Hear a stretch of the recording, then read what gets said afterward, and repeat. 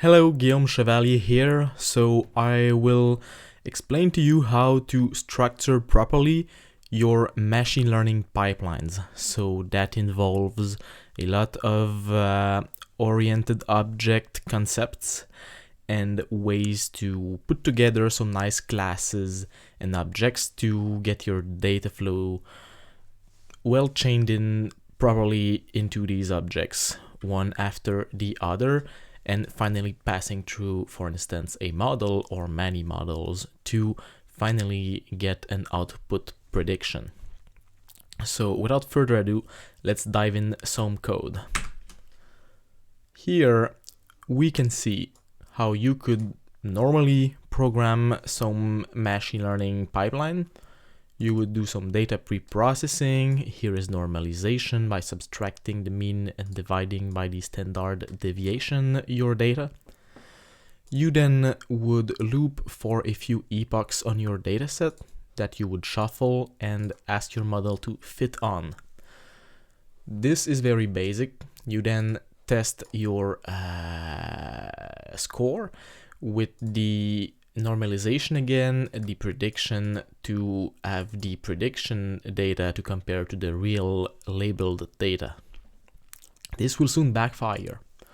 You should use a class here for your normalizer, and you can fit and transform it on your data to get your means and STDs. Afterwards, you can do as you were doing again, and this is already better.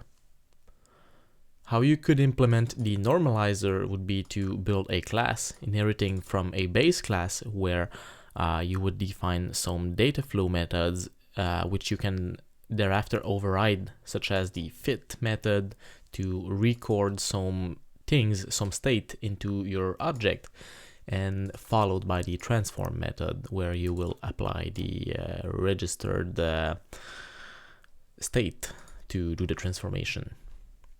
So this is getting interesting. You have the pipe and filter design pattern, which is basically a way to put one after the other your transformers and model. So here you build a pipeline with the normalizer, a data shuffler, and a model. So you can afterward fit your pipeline with many epochs on your data, and you can work like this, and it's much cleaner. Your objects are separated, and this means that you can reuse them in other pipelines or easily disable them or change them or swap them.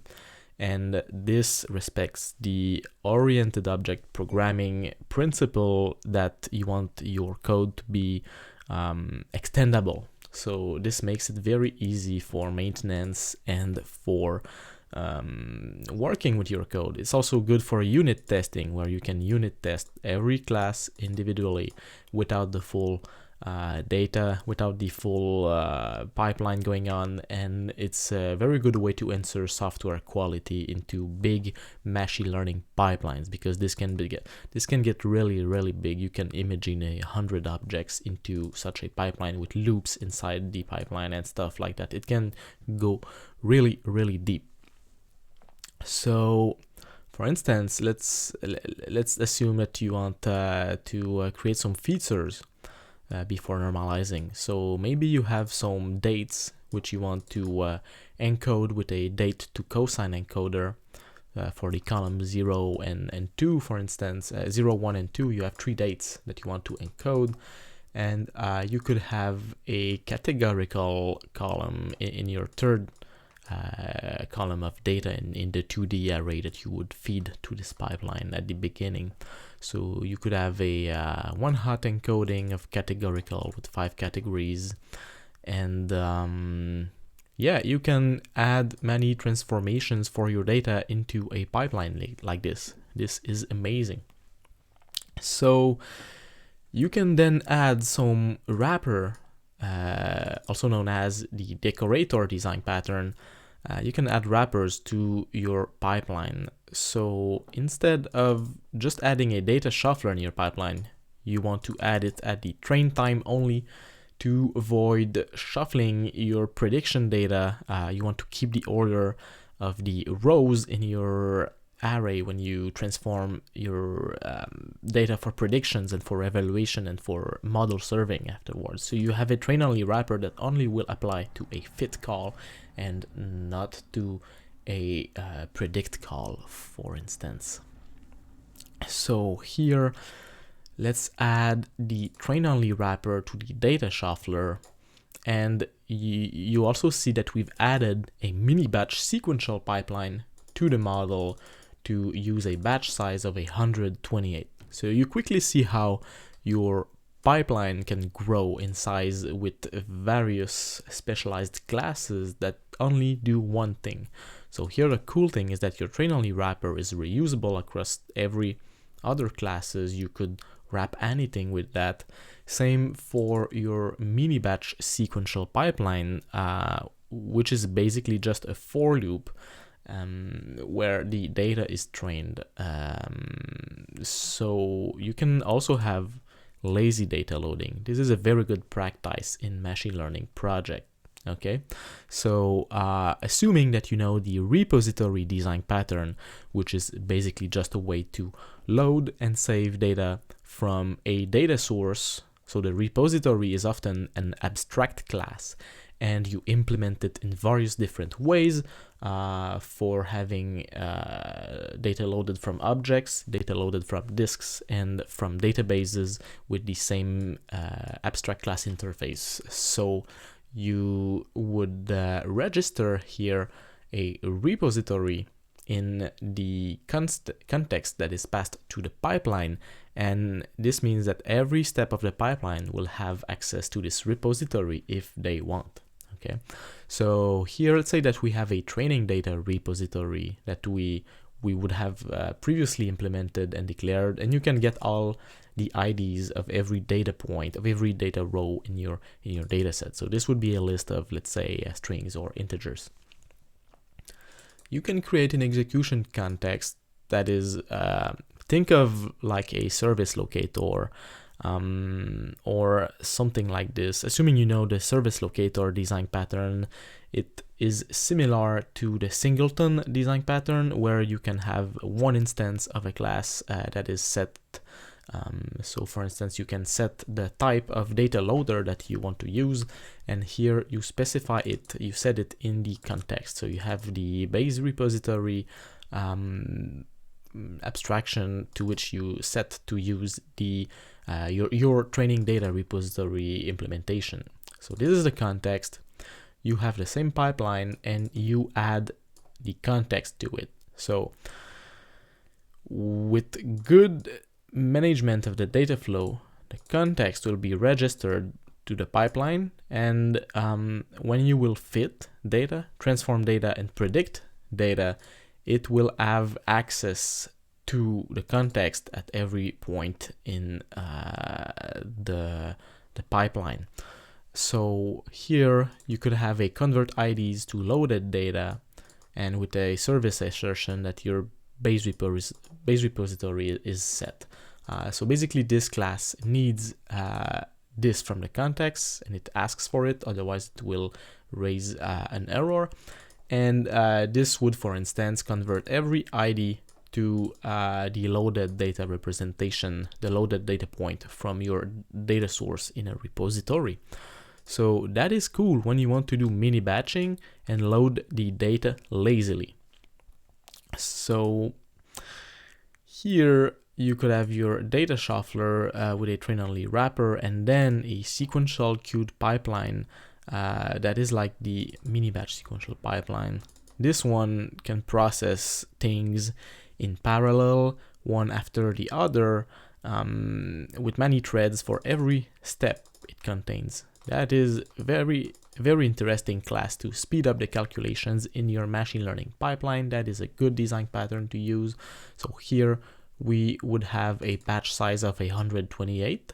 We would have 8 threads or workers or processes, you can choose that later, per step. So a step is one of the object here. Obviously, when you fit, you would have one worker, and when you transform, you would use the full 8 workers. So your model can transform many times in parallel or one time. There are various ways to define this if you want, and you can set a max queue size between the steps so that your consumer producer threads and design patterns using the queues will have a maximum data loaded at any time. If your model is slow and your first conversion step is fast, for instance, it could fill queues quite rapidly, and your model would be the bottleneck, for instance, when fitting. Or maybe your data loading is the bottleneck. That could be the case if you have a database that is very slow and remote. So, well, basically this way, if you set a max queue size between every step, you will stop executing the first steps when the last step is really a bottleneck, not to blow your amount of RAM and memory. So what's interesting as well is that, let's say you have your pipeline, you can set hyperparameters for every step in the process. And the real advantage of setting them like that is that, let's say your pipeline is one object containing a nested list, or you could say a tree of steps. Well, this tree can be optimized as a whole single object with a tree of hyperparameters with nested and recursive data structures to represent your hyperparameters. And this way you can use automated machine learning, which is picture a for loop trying different hyperparameters. Hyperparameters being like the genetic code space or choice that you can use for configuring your algorithm. So here you could have a model with a random number of neurons in one layer between 6 and 750, for instance. So with automated machine learning, you try different combinations of parameters for your model, and it tries it intelligently with, for instance, 100 different trials, comparing their scores and picking the best model, or well, picking the best pipeline amongst the thing.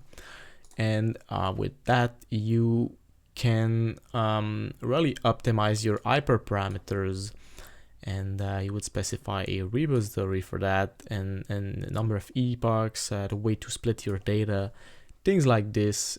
It gets really clean and really maintainable when all of your hyperparameters are set in a recursive data structures like that can be fetched or set to your pipeline to, let's say, fetch the space, sample points in this space to try a very specific instance of your pipeline within the hyperparameter space, set the hyperparameters, and trying that 100 times with an intelligent way of choosing the next hyperparameter to try in the space to maximize the accuracy or score that you will get out of the whole optimization round.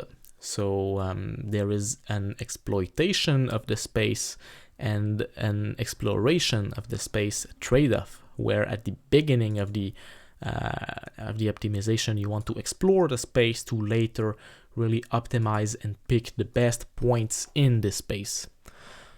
So there's a page for that. Another cool thing that you absolutely want to do is to be able to call a pipeline, save, and specify like a subfolder to your current Python path, for instance. And you want your model, let's say it's built with TensorFlow or with some Google technologies or Keras or PyTorch, like Facebook technologies and stuff. You want to be able to use other libraries from inside your pipeline. Because if you were just like to import Pickle or any other serialization library, and that you would call pickle.dump pipeline, to save your pipeline with, let's say, the Pythonic way of doing, then it might not be possible because, for instance, TensorFlow uses some code written in another language. I think it's, for instance, C++ and maybe other things. So TensorFlow is a compiled library that you use in Python, and it is not readily serializable, especially if you have data exchanges with the GPU and CPU.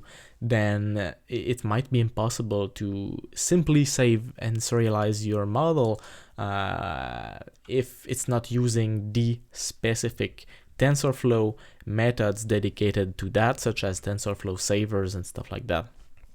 So you want to have a saver in your model that will, like the visitor design pattern, your saver at the moment of saving, here pipeline.save will recursively call the saver of every object in the pipeline, and there's a default saver as well when your object is okay and regular and not like using TensorFlow. And when your model has a different saver, then your saver can call like model saver.save open bracket, and you send the model close bracket, and the saver will know how to treat your object. So you can define saver classes for every of your objects. In conclusion, here's what we have done from the beginning. So we've added train-only logic, we've added mini batching that can be done with parallel processing if you want, lazy loading of the data to avoid blowing RAM, column-specific transformers to transform your data as you wish. You've coded your own normalizer or your own objects that you can send here. And well, you've configured the hyperparameter space for your model. Note that the hyperparameter space could be also set for other objects in your pipeline. So you could have hyperparameters for your data encoder, for instance, if you would like to, by calling this method here and using the parameters inside your object with some getters of hyperparameters with self that get hyperparameters, for instance, in your object when you define it. So here, see that we can have hyperparameter samples. For instance, by default, it's 12 neurons in your neural network model, and you could have a space to search into that would be between 6 and 750 for a whole thing to be sent to automated machine learning, so that your pipeline will be optimized with some accuracy score and different trials for your optimization round, so that you would fit. This is it for the basics of machine learning pipeline structure. Let's dive deeper already with the class diagrams and inheritance charts of the Neuraxle framework that is enabling all of this. This is a job that is already done. There is much to be learned and to be done. There are very interesting ways to structure your code into something that will work properly, will be clean, and will respect oriented object principles. Those are especially the solid principles as advanced by Robert C. Martin, also called Uncle Bob, the author of the Clean Code book.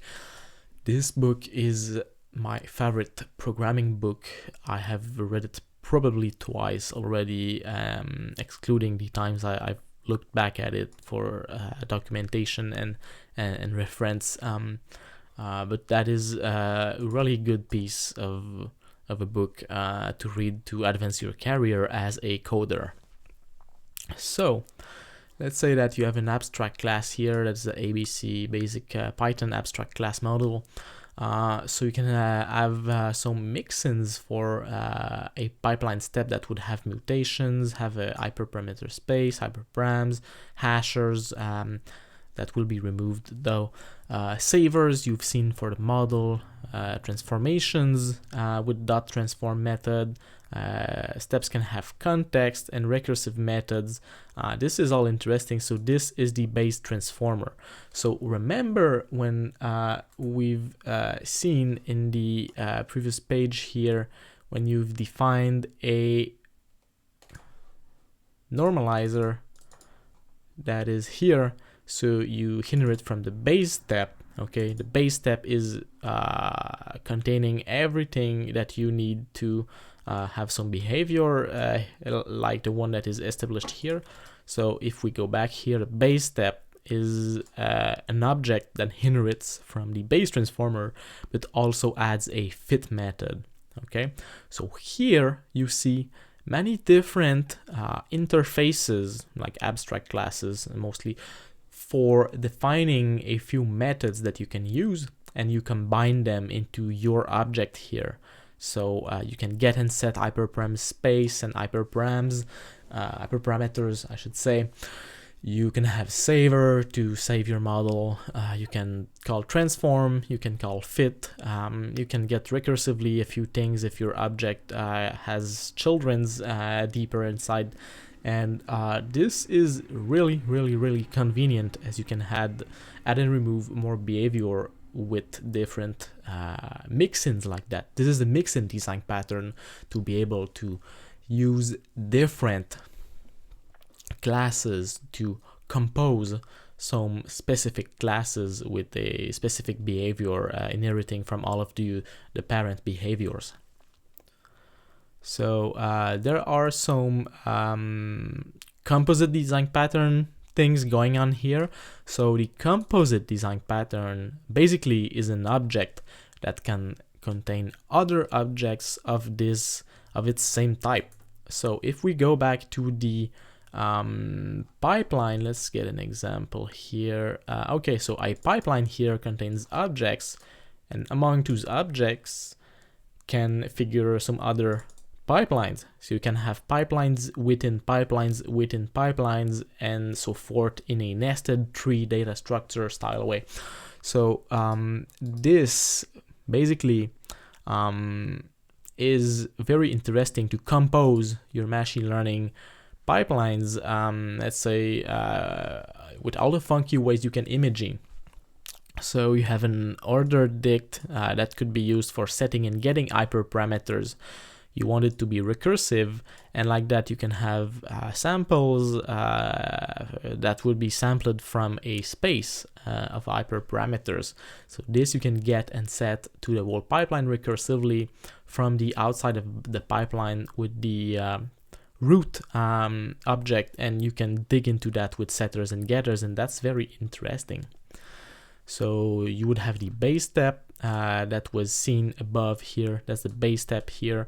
And this step, you can use it as a parent class to, let's say, a trunkable step object or a meta step object. So those are two very interesting objects, okay, that adds some mixin that has children mixin. Okay, so a trunkable steps has children and a meta step has children as well, but this one has one children, so there's the meta step mixin, which is composed into a meta step. So a pipeline is a trunkable step, whereas it have many children's chained one after the other.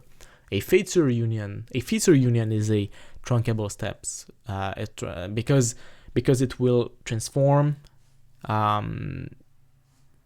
with your data using many, let's say, transformers to do the things in parallel rather than in series. Okay, so you can use this one as well. A meta step would be like a wrapper, like a decorator, such as the train only wrapper that we've seen earlier. This is a meta step. It's only wrapping a single children, whereas these one are wrapping a list of children. So for the trunkable steps, an example is the pipeline. This is a trunkable step as it has many things in series, and a column transformer applies its children's in parallel, and for instance with specified column ranges and funky things that you can do. So this way, you just happen to be able to define a lot of custom behavior if you want. And that's interesting with some recursive arguments if you want, and recursive dict as return values. For instance, recursive dict being the hyperparameter samples in space. There are some details going on here for the implementation, but the idea of this, whether you are using Neuraxle or not, is just powerful. And this is how I think machine learning pipelines should be structured. Having contributed to more than 57 artificial intelligence projects, mostly in Python, these are the design patterns I found to be the best to structure your pipelines. That is including the data pre-processing, the modeling, the optimization of a single model, the mini batching, the automated machine learning optimization loop to pick the best model, and so forth. So you might know the scikit-learn's pipeline class. This class is basically like what we've seen before in the introduction.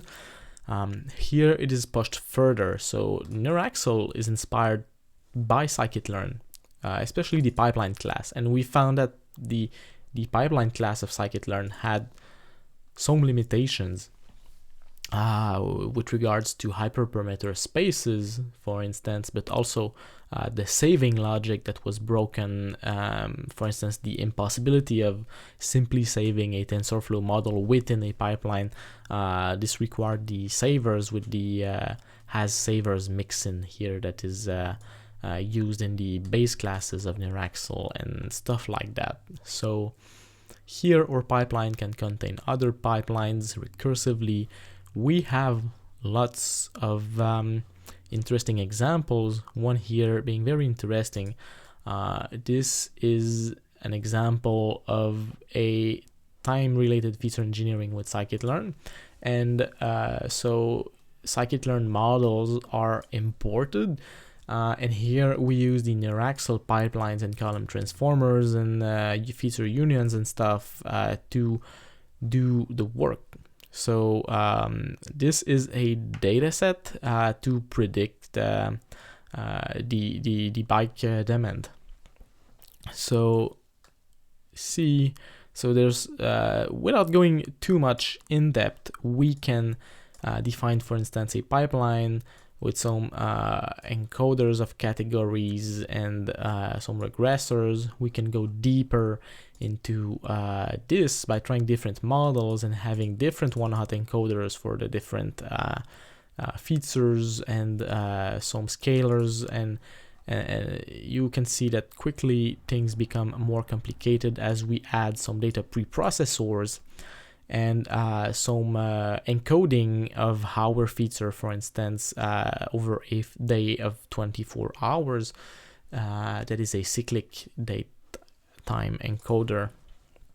And like this, you can add features with spline interpolation, and you create here an object that is used, and finally you get a big column transformer for the features where you have different resolutions of cycles, different wavelengths, and you can build your features like that. That's very interesting. You can see the different predictions, and well, there are lots of examples like that in the documentation that you can base yourself on, and also the parallel processing can be interesting. Okay, so here you could have a sleep for each data point, and then multiply them by 2, and this would be your machine learning pipeline, basically just a sleep step followed by a data scaler, for instance. So you can use the regular pipeline object here, that is the pipeline, and you can also compare it to the sequential pipeline with mini batching, and also the queued pipeline that is for parallel processing. So here, finally, the times are compared when using different number of threads and batch size for processing the data. So very interesting examples. You only switch the class surrounding your list of pre-processing steps here, and by changing the pipeline class with different ones, you get a changed behavior from the outside, like of the processing flow, but you get the same predictions and different execution times. So that can be very interesting quickly. And by the way, you can also launch Binder here to get a live IPython notebook, Jupyter notebook environment to test these examples. So you can do automated machine learning with trainers doing the epoch loops and iterations and all of this, and validation splitters, hyperparameters, repositories, validation splitters, lots of examples here, some more objects. Well, things are very interesting. So here's a concrete example of tuning an algorithm with automated machine learning. Okay, so here we have an example, and we see the progress of the optimization over time, and the different trials that have been tried. So basically, I think this is the Boston housing dataset, if I'm not wrong. So you have an SGD classifier with some, think of it like a smaller network or something, and you have many hyperparameters that you can try. For instance, you can use L1, L2, or both. You have a learning rate and some things like that. You can build a pipeline with this, and you can use the accuracy score, and then have many other metrics being logged if you want as well. And you would add charts to this to listen to your hyperparameter repository. You have here a HyperUp TPE algorithm for choosing the next best hyperparameter at every trial in your optimization round. And finally, you assemble the thing together as we've seen in the other page, and it runs. So here we run 10 trials.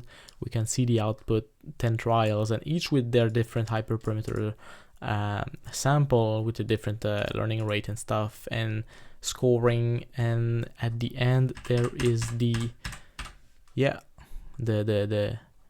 charts for train and for validation and for every metric that you've registered, and it picks the best model.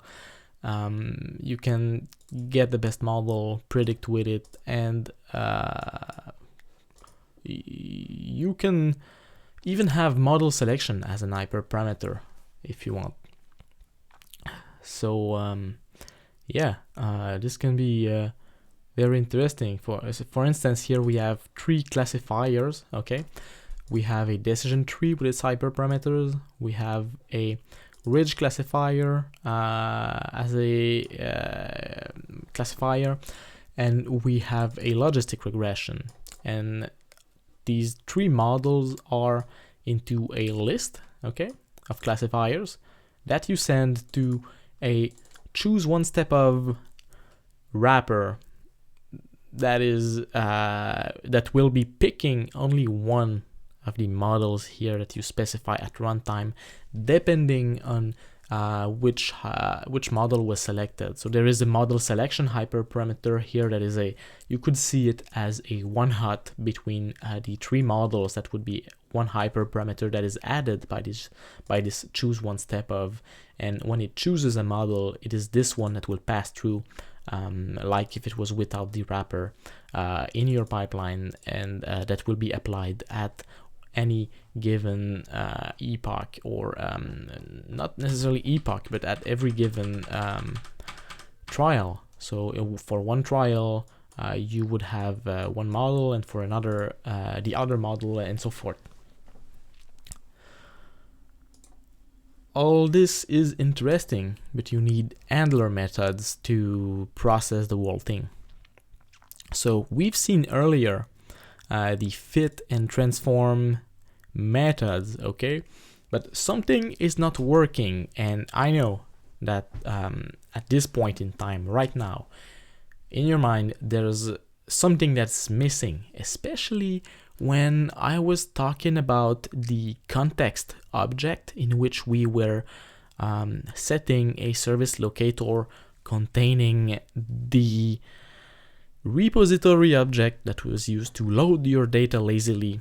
So you might now ask, how is this repository object used by the lazy loader step to convert data IDs to data instances, given these IDs to use the repository to load things? Because as we've seen earlier, if I go back to the introduction here, the class normalizer, okay, I found it. You define fit and transform, and when you fit, you have data inputs, so it's like X, and you have expected outputs, it's like Y, and you do some computations like that, and you transform with only data inputs. But here, let's say you're not defining a class normalizer, but you're defining a class convert IDs to loaded data.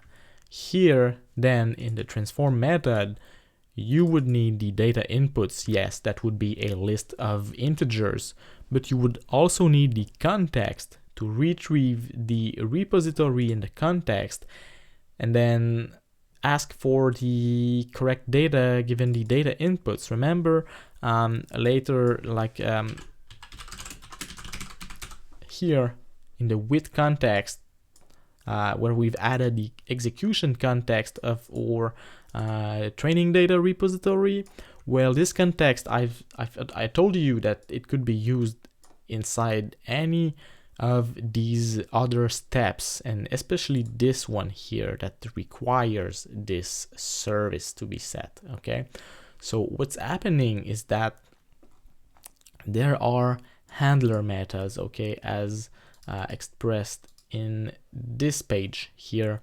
So you would have a data container as an input, the context as an input, and there will be preparation methods, the fit and or transformation methods here that would forward this like a hook, or you could see this as a lifecycle chart like in Vue.js or React Native in front-end development with the composite design pattern. So basically, after a fit transform, you give an input, the data container that's containing the X and the Y, the data input and the expected output. You give the context, it transforms things, it retrieves the things inside the data container and sends it to the fit, the transform, and or the fit transform methods. Okay, here without the context, but you can override here a method earlier in the tree and have the context available. Okay, so you can fit, you can transform, and you could also fit transform at once, like why not? And by default, the fit transform would call the fit method and then the transform method. So I think I can see here in the source code of this method, self.fit transform is called by the fit transform data container method that is a handler method, and here you get so modified data and you self that, and you register that back into the data container input and output.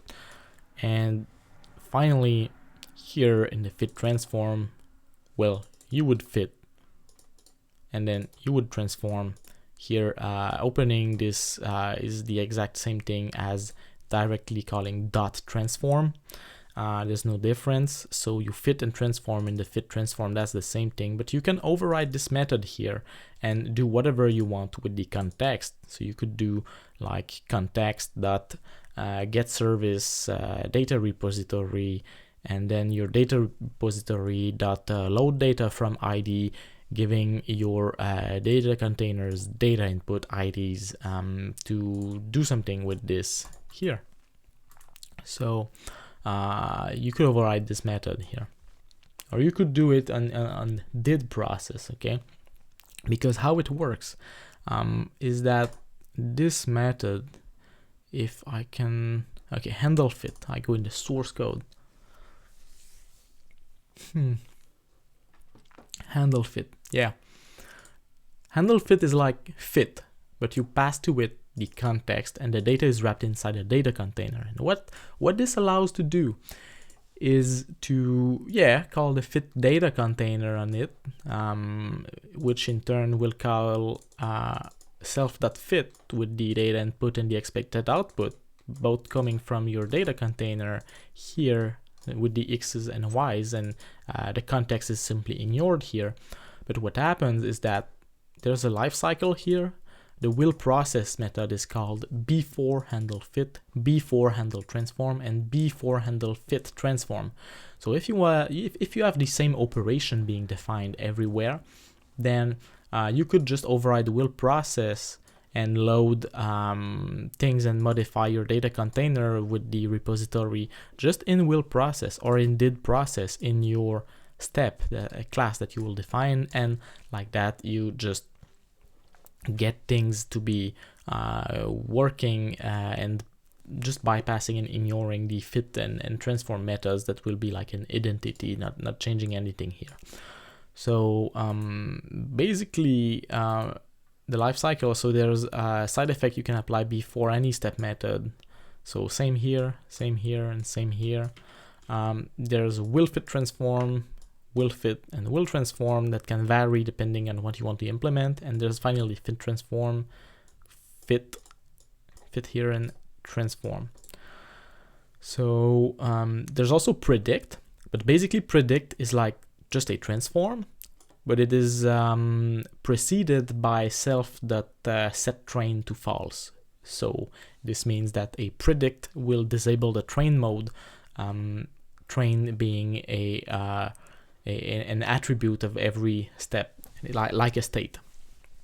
So here finally you can do many things like that. So for instance, a for each, you can have a for each wrapper to, let's say, apply 3D transformations to 4D data, looping on the outer axis of your array. So let's say here in the transform data container of a class for each, you would define it by yourself. So imagine you do class for each, and then column, and then you define your transform data container.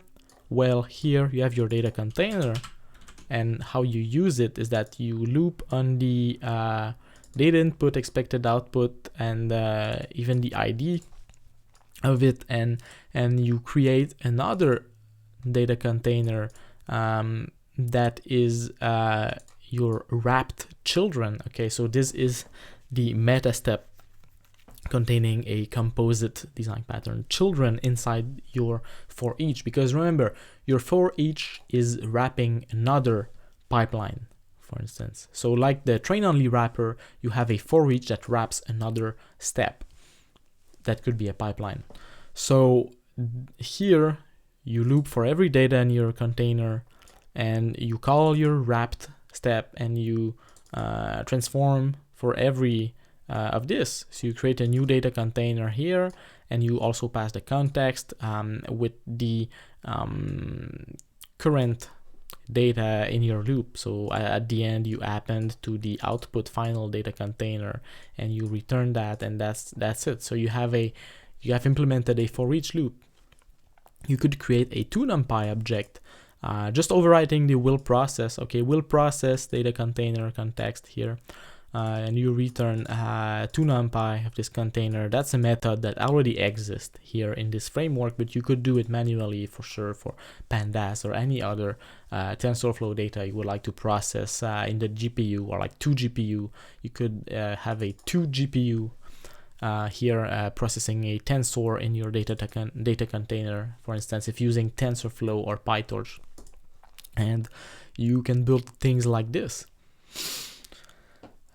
So what's cool here is that you can transform expected outputs instead of only data inputs, because you have your data container. It contains, yes, data inputs, but also expected outputs. So here in the fit and transform methods that you could override here, look at what we are doing in this transform data container method of your, let's say, transform expected outputs wrapper.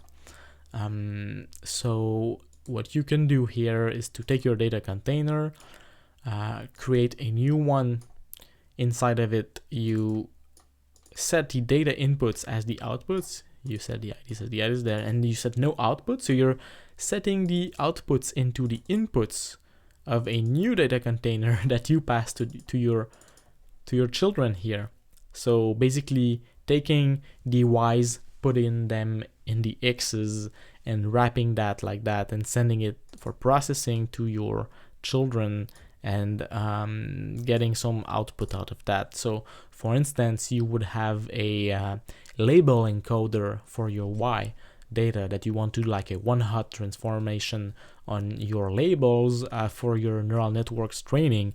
Then you could have a one-hot encoder wrapped by your transform expected outputs wrapper, and the children one-hot encoder that is wrapped would effectively only change the y data and not the x, so the expected outputs and not the data inputs. Similar stuff can be used to build autoencoders from only x data to fill your y data with like the future of your x, and slicing the data and things like that. It can get really funky. That's so many things are possible here. So you can expand the dimensions, you can loop, you can add dimensions, and you can do lots of things. Finally, step saving and lifecycle. You have a lifecycle often that you initialize your step, you set hyperparameters, then setup is called when you start fitting, before fitting with the lifecycle methods of the handler methods. Setup is called before fit. And your step would already be set up, for instance, if it is loaded from a checkpoint or save from a saver. And now your step is initialized. You fit on the expected outputs and data inputs in a data container. Your step is now trained. You can save it. You can transform things and get transformed data inputs as a predicted output. And you're finally in the life cycle. Your step can be deleted. So here, teardown could be called. For instance, if you have a TensorFlow model, you might want to deallocate the GPU memory and stuff. So you could do things in the teardowns to properly delete your objects with their tree and their children's and so forth. So step saving, you have let's say a pipeline here that is so you have lots of things. You have a scalar model, output transformer wrapper of something, train only wrapper of something. You set a cache folder, some things like that, and you do a pipeline that save with a context set at a particular folder. Then you save it, and what do we see if we list recursively the items in the cache folder directory? Well, we see that our given cache folder here has been filled with the tree of the pipeline with joblib files. For those not knowing joblib, it's just like the Python pickle, except a little bit more efficient and simpler, I believe. And well, here it is the default saver that saved every object, and you could have TensorFlow inside that with a whole subfolder reserved for your TensorFlow object, with its own subfolder tree that you could create on your own by designing your own saver, for instance. So you can, for loading, it's very simple. You recreate the context at the good cache folder, and that's it. You can load with your given pipeline name here, because when we saved the pipeline here, it created a subfolder in the context, and you can load this pipeline back again in the cache folder, and your pipeline had a name, because here when you defined it, you added set name with your given name string. So you can do a full dump loading, full dump saving, and it's good for releasing into production, for instance. So let's see a final example that is a bit more advanced. So this is the LSTMs for activity recognition project, one GitHub project of mine that I've modified here with my team to expose how we can build a clean machine learning pipeline with classical steps chained one after the other or in parallel with feature unions. And here deep learning is not used. I have the code for that in another place. I've decided to use here a choice of scikit-learn classifier, and it works, I would say, better than my LSTM neural network that I've coded on GitHub years ago. It has so many stars. I think it's close to 3K stars if I'm not wrong. This has been on the first page of the Hacker News. It had a few hundreds of thousands of views over time. It was a really amazing example tutorial that I've written in 2016. But today, I believe this is way better and also disillusioned as per the fact that here we use classical machine learning algorithms and not just deep neural networks for fun, because it was working well and it was my first shot at solving the problem with the deep neural network. So okay, so after having revisited this problem again and again and again, here is the rewritten version of this problem with I would say better code. So, and better results and faster computing time as well. And this code is also way more portable because it's Python without, like, you know, it's so easy to save and load, and it's so efficient to optimize with the automated machine learning. Okay, so here the problem is that you have basically a phone attached here on the belly of lots of participants. Okay, here's one of them, and there are 3 axes of acceleration and 3 axes of rotations with the gyroscope, and the other one is the accelerometer inside the phone. So this is a basic phone, and there are participants. I think there are like 30 participants, so 26 of them are in the train set and the rest in the test set, if I'm not wrong. I've coded this a few years ago back then. So there are 6 prediction categories. Okay, we will be classifying the activity between walking upstairs, downstairs, sitting, standing, and laying. So 6 activities, 6 labels that we want to predict as an output of our neural network, given some short slices of 2.5 seconds of the signal data coming from the sensor readings of the phone. The data set is pre-built and pre-windowed. Okay, so there are 2.5 seconds at 30 hertz of the accelerometer and gyroscope, and there is a low pass filter applied to the acceleration to extract another 3 features so as to, like, extract and cut the gravity out of the situation to have an arrow pointing in the direction of the gravity, and have the rest of the signal with the details that you want to analyze here. So the data is structured like a cube. So there's the first axis, which is the batch size. Here, tools are different, let's say training examples that you want to do the prediction on. The other axis is the time step, okay? So to have 2.5 seconds here, we have 128 readings.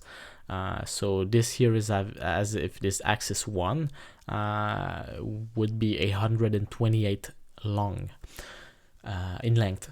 So the last axis 2, the innermost axis, has features, okay? So those are the 3D features from the accelerometer, gyroscope, and the gravity removed from or extracted from the accelerometer.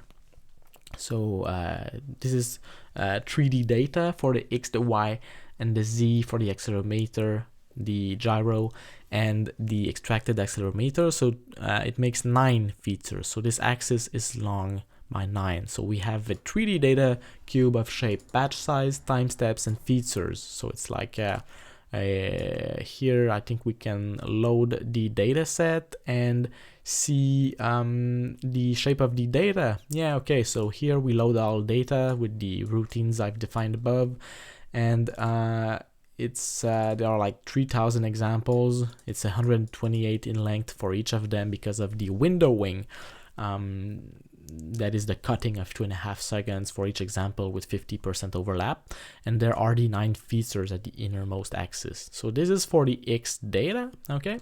Here's the X data cube, and the Y is only 2-dimensional because well, there's the same length as the X because there are the same number of examples. That's the batch size, and at the output at the end you have 1 integer for the label, on which you will want to probably call a 1-hot encoding to train your things or not, depending on your classifier if it accepts an integer or not. So I've printed the mean and the standard deviation. Data looks well normalized without applying more normalization. So that's a good data set that has already been pre-processed a little bit, so it makes things easy for us. Okay, don't be so optimistic in the real life here. That was a research project recorded by researchers to get results on their predictions. It is not exactly the real life, although there were lots of participants and different activities. It is amazing still. So how would you code this in a typical ML project using scikit-learn? Well, you would define functions to featureize your data. Okay, so here's like featureize data. You have an X as an input.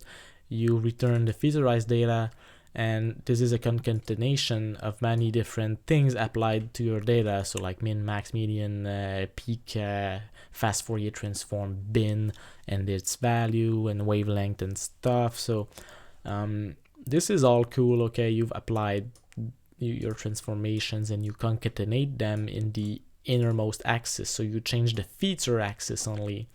Yeah,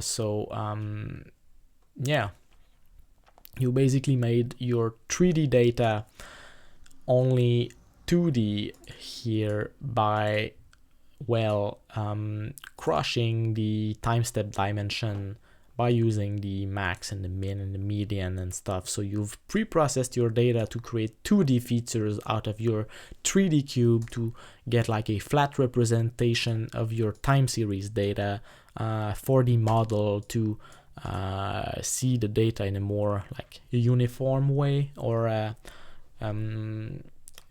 I hope you understand here that the model wants to see like a snapshot of the data without like the translation invariance to time to get like a picture. So here you would create a decision tree classifier, for instance. You would fit the data, transform, see the accuracy, and boom, you'd get like 86% first shot.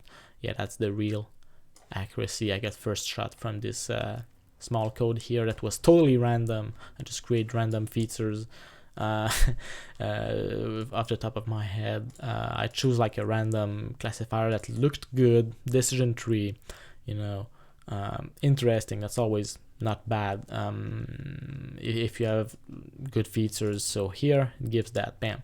So how to code the same pipeline or similar one, but cleaner using Neuraxle. Okay, so first things you see here is that you don't have only methods, you have classes in which you arrange your methods. Okay, so here they are transformers, so they only have the transform method. If you would use the handle transform or the transform data container methods, you would have access to the context here in the arguments instead. But here we don't need context, it's just like easy arithmetic.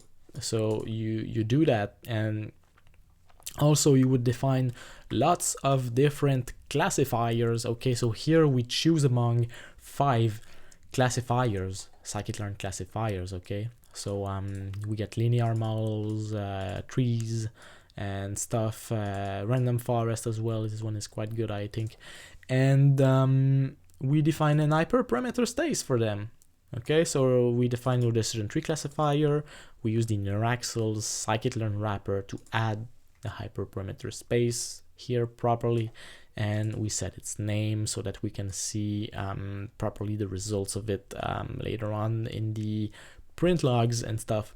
So we get our 5 classifiers with hyperparameter spaces here. For instance, so you have a logistic regression, you set the C with the log uniform range, and you get a Boolean for the fit intercept hyperparameter. You get a choice of nothing or L2 for the penalty, and you set a random max iteration for your logistic regression, stuff like that. You finally build your pipeline with the union of all your feature classes and some other things for the FFT, fast Fourier transform bins and stuff. And finally, you choose one step of, so you choose one of the 5 classifiers at every trial loop of your automated machine learning loop, and you will get something quite nice out of this. And we've also added some train-only wrapper numpy shape printer to just see the shape of the data between every step. Okay, you could have gone crazy here with like a email notifier of the shape of the train-only wrapper of the you know, you could build anything with these kind of objects, but that's cool. We get some prints here. Let's finally run the automated machine learning on that. Okay, so we give the pipeline, that is the big thing containing the choice here and the feature union, and we get a random search on that. We could have used something more intelligent as well. We just choose random search here for a starter. Validation splitter, scoring callback, stuff like that. Okay, you know, we just had accuracy score that we want to maximize and instead of minimize. You know, we get this stuff, and we launch the optimization. So here it runs. Okay, it's printing the different hyperparameters over a few runs, and we run that, and well, we can ignore this warning, probably a bad hyperparameter for one of the trial. With the logistic regression, you know, things can happen. It's okay if one of the trial fails or something. You can configure if you want in the automated machine learning loop here in the try catch, like what happened if one trial fails and stuff. But here, basically, wow, we get 93%. That's better than my recurrent neural network I've done in 2016. Although this seems probably, I think, worse than my other deep LSTM with residual connections, bidirectional layers, and stacked stuff. You know, that was really just crazy back then. In the years that Google Translate published their papers with their bidirectional LSTMs and their new architecture, that was amazing. I was kind of proud to have coded that at the same approximate time, and that I released the paper on that. But anyway, here this code is just easier. It's more efficient. It doesn't take like a full night to train. This ran in a matter of seconds or at most minutes. Okay, it was quick. It gives good results. There's a loop. Objects are well separated. If you want to add classifiers, remove them, add features, remove them, it's so easy. Things are partitioned into classes. This is good stuff as a machine learning pipeline. That is just really amazing. It was also way, maybe not way faster to code, but I would say given the abstractions of Neuraxle, it was as fast as coding the deep neural network at first, the first one, but the other one that was deeper, like Google Translate, that was just too long. I mean, this was faster to code than the Google Translate like things I've done in the past. That's visible on my GitHub profile. But well, that's it. Oh, and finally, you also have random distributions. Okay, so this page demonstrates the hyperparameter distributions. So here, this is a log uniform. This one, I want to highlight that it's good for learning rates, okay? Because you don't add like 10 or subtract 10 to your learning rate. You multiply by 10 or you divide by them. And as a hyperparameter space that you want to search in, you want to sample the smaller numbers much more than the bigger numbers due to the multiplicative transition aspect of your changes, and like that you want to use log distributions for your learning rates, for instance. So there are log normal as well distribution and stuff like that. You have like quantized wrapper or stuff that you can add on top of your other distributions, some funky stuff. And here's a way to define your own distribution, and yeah, lots of features. So there are also many examples here in the documentation, and there's the complete API documentation. Let's say you want to see the loops here. Well, you have examples for the flattened for each, there's the for each, and you have all the classes, break, if, continue, if, that can be that are classes that can be found inside your loops. Flow steps, okay, you get choose one step of, execute if, execution phase switch, optional parameter step. You get like many different things. Data processors, you have a data shuffler, epoch repeater, train shuffled, zip batch data container. You get things like that. Automated machine learning classes, you have validation splitters, repositories, stuff all implemented. That is quite cool. So yeah, there's a scikit-learn adapter, some features. What features do we have? Oh, FFT bins, 3D to 2D transformer. This one is interesting. You get the FFT, the mean, median, min, max. That's a cool time series featurizer that is cheap, quick, and dirty. So yeah, lots of things. And the base classes, you have lots of them. Pipeline classes, and the distributed streaming steps that can work with queue workers and parallel feature unions and stuff between your steps. So if you've liked this video, don't forget to subscribe, like, follow, and you can register here to these links at the bottom of the documentation of Neuraxle to learn more and stay in the loop for updates and stuff, and get more training. So well, I'm glad to have explained all of this to you today. My name is Guillaume Chevalier, founder at Neuraxio Inc. And see you next time. Bye bye.